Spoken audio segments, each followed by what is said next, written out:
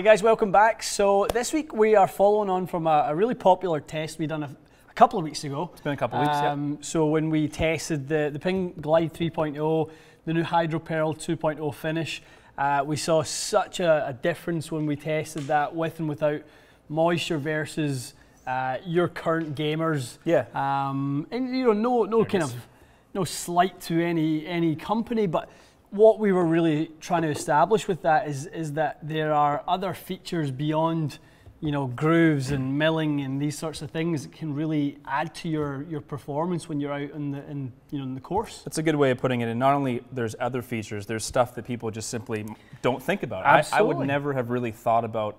I mean, you're not stupid. You know, water obviously makes some difference, but sure. I don't think I would have ever had on my brain, oh, I lost 4,000 RPM of spin with my wedge that, you know, was 3 months old, 2 months old. So in decent shape. It would certainly not be at a point where I'd be saying, Ian, I need a new wedge, right? So to pick up something else that was so drastically better, albeit new, obviously, I think that's why people went, well, that's crazy. And I had so many, you know, nice sort of comments from people or messages saying this is a game changer for me because I play in Ireland or Scotland or, you know, out west, and we are always dealing with moisture. Always. So, you know, those variables of kind of loss of friction to change launch conditions, obviously increase launch and decrease spin by adding in the moisture in there. Yeah. It's something that, you know, it's hard to quantify. True. So, you know, you have to really play a significant guessing game with regards to your wedge shots. So that's cool. So there are some other companies who have addressed this as well. So specifically, we just had Chris, obviously, from Mizuno in. Mizuno has, what did they call their finish? Was there? I forget exactly what it's called. Similar kind of similar idea. to Hydro Pearl. I'll get the name for exactly what they call it. Obviously, we have the rusted MG wedge. Yeah, and it's always interesting when other companies see what you test and then they go, well, you know, we'll just wait till you test ours. And, you know, TaylorMade sort of said that to us, and Mizuno certainly said that to us. Well, you know, if you found a difference there, like, we can't wait till you test our product and see how it stacks up. And we've thrown another couple in there just because they are some of the more popular wedges in the store. We've got the Cleveland Rotex 4, that guy right there, and we have, obviously, we're going to add in a fresh, brand new Vokey, fresh grooves on it, because we don't want people to think that we were sort of, you know, bashing Vokey last time. We certainly were not. We were basically saying, here's an older wedge, here's a new wedge, here's one with sort of a hydrophobic coating, here's one without. That was all that it was. It wasn't, you know, here's a Ping versus a Titleist. No, it was not just, that. well, just because that's what I have. I have Vokeys, right? Yeah, that was all we were really testing. So this little head-to-head of 5 of the top wedges out there should establish wet and dry which wedges can keep maintain that spin rate.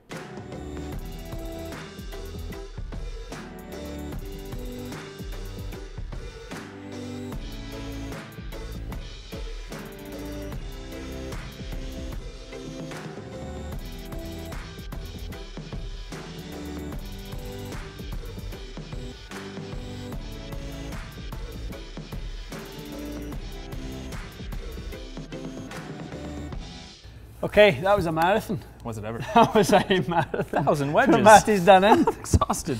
So we were thorough. Yeah, we were very thorough in making sure that we, you know, controlled the many variables really that were going on there. It was conclusive though. In the end, the Glide 3.0 is the spin king. Still the king. No question. Still the king for sure. Just it handles both sets of conditions, dry and wet, so much better. Yeah, that's a good point. Yeah, that sort of Hydro Pearl finish is significantly better than a standard sort of treated head. It works. Yeah, I mean, I think it's fair to say prior to, I think, Ping having that application, you probably would have said, looked at all the other ones and went, yeah, not too much in it. You know, they're very comparable. Wet is obviously dropping the spin rate quite a bit. Yeah, you might say, you know, SM7 and T20 did a pretty decent job. Really good job. And those would kind of be your top performers, but in a range that's not much above like RTX and TaylorMade. Like 1,000 RPMs is good. Don't get me wrong, it is good, but it's not 4,000 RPMs or 3,000 RPMs. So I think we did our best. I mean, we hit a million shots. We redid, changed the lie, made sure the balls were new, hit it off a tee, everything. no matter what you did, ping was the best when the ball was wet. The other ones are quite close in the groups of 2 there. So maybe they're, essentially the same. I would say, like SM7, T20 are pretty close. They're very close, aren't they? They're close enough to say they're more or less the same performance. Same with RTX and MG. They both were more or less the same. But ping is just up there. There's some comparable technologies out there, and everyone has their different sort of description of what that technology is, and it's very interesting to see when you test them all dry. There's not that much in it at all, is there? I mean, to the point where it's almost nothing. Well, that between the highest and the lowest, there was less than 300 RPMs, which you would literally never notice on a golf course. Yeah, you couldn't detect it. You couldn't detect it in performance or sort of its reaction on the green. So it's more the consistency of the performance. So obviously dry to wet. So very, very interesting. The reduction of it, basically 1900 spin on the full 56 degrees. Last time I think we saw maybe a little less differential. Yeah, it was a 58. It was a 58. So I think that will make, I know it's only 2 degrees of loft, but it obviously makes a difference in how the water maybe moves on the face or whatever the difference is. It's not the same loft. So this is obviously a really, really good performance still. And relative to the rest, you can see that it's, it's just doing a better job. Absolutely. Now that we've done these tests, I think people will be more aware of it. Now, that being said, a Glide 3.0 is a pretty big wedge. I think you'll get some people that say, I just don't want a cavity wedge. I get that it's better in the wet, but maybe they'll say, you know what, SM7 was good enough for me because I want that shape.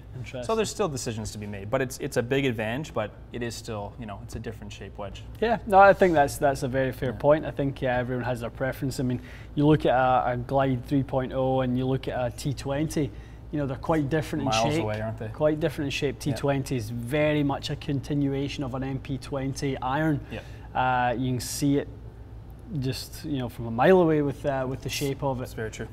So you may have a preference to that, like you say. Okay. Okay, guys. We got there. That was a marathon test, as we say. The video's short, but the test took forever. The test took forever, but it was well worth it. It was, and came out to a nicely rounded conclusion, which we were very pleased with. Absolutely. Excellent. Okay. All right. Appreciate you watching, and we'll see you again soon.